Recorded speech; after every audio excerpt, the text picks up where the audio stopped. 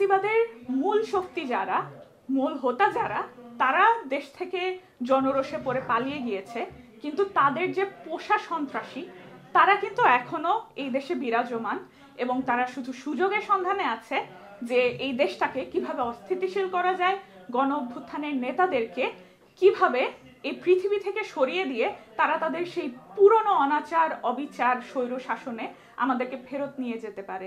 তারই একটা উদাহরণ আজকে আমরা দেখেছি যে গোপালগঞ্জে আমাদের গণ অভ্যুত্থানের, আমাদের দ্বিতীয় স্বাধীনতার পথিকৃৎ ভাই বোনদের উপরে কি মর্মান্তিক আক্রমণ চালানো হয়েছে। এবং এটা এমন একটা দেশে যেখানে আইন প্রশাসন বাহিনী আমাদের পদযাত্রা সম্পর্কে আগে থেকে জানার পরেও এই জিনিসটা সময় মতো মোকাবেলা করতে পারেননি।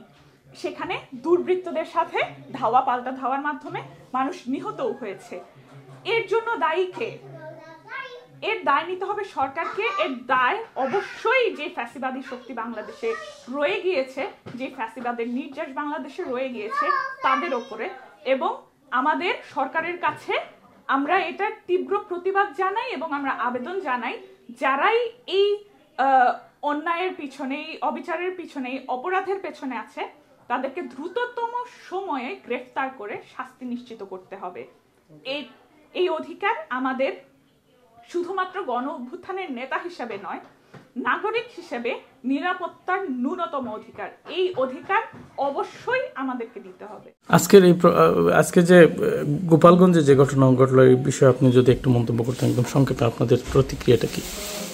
বাংলাদেশ থেকে যে ফেসিজমকে আমরা মনে করেছি তাদের রাজনৈতিক কর্মকাণ্ডকে নিষিদ্ধ করার মাধ্যমে আমরা শেষ করে ফেলেছি, এরকম কোনো নজির নাই, যার প্রমাণ আজকে আমরা দেখতে পেয়েছি গোপালগঞ্জে যে সন্ত্রাসীরা সশস্ত্র ভাবে আমাদের নেতৃবৃন্দের উপরে হামলা করেছে, এটা আমরা ধিক্কার জানাই, আমরা নিন্দা জানাই এবং আমরা মনে করি মুজিববাদের প্রকৃত অর্থে পতন আজকের পর থেকে হচ্ছে যে শুরু হবে।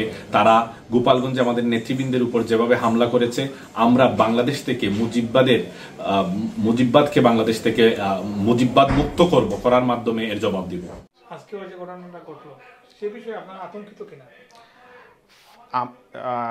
আগস্টের 5 তারিখ শেখ হাসিনা যখন পলায়ন করে, তারপরে আমরা মনে করেছিলাম যে ফেসিস্ট চলে গেছে, কিন্তু ফেসিস্টরা এখনও আমাদের সবগুলা রন্ধে রন্ধে এখনও রয়ে গেছে।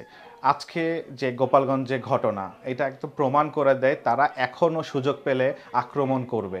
সো অবশ্যই আমাদের উচিত যে এখন ইন্টারিম গভর্নমেন্ট আছে, তাদের উচিত যে ওদের হাতে অস্ত্র কেন, এটার আনসার বের করে তাদেরকে নির্মূল করা। এখনও এত অস্ত্র বাইরে আছে, হ্যাঁ, তা এই অস্ত্রগুলোকে তারা এখনও কেন কন্ট্রোল করতেছে না, তাদেরকে কেন অ্যারেস্ট করা হচ্ছে না, তাদেরকে এত শীঘ্রই অ্যারেস্ট করা উচিত।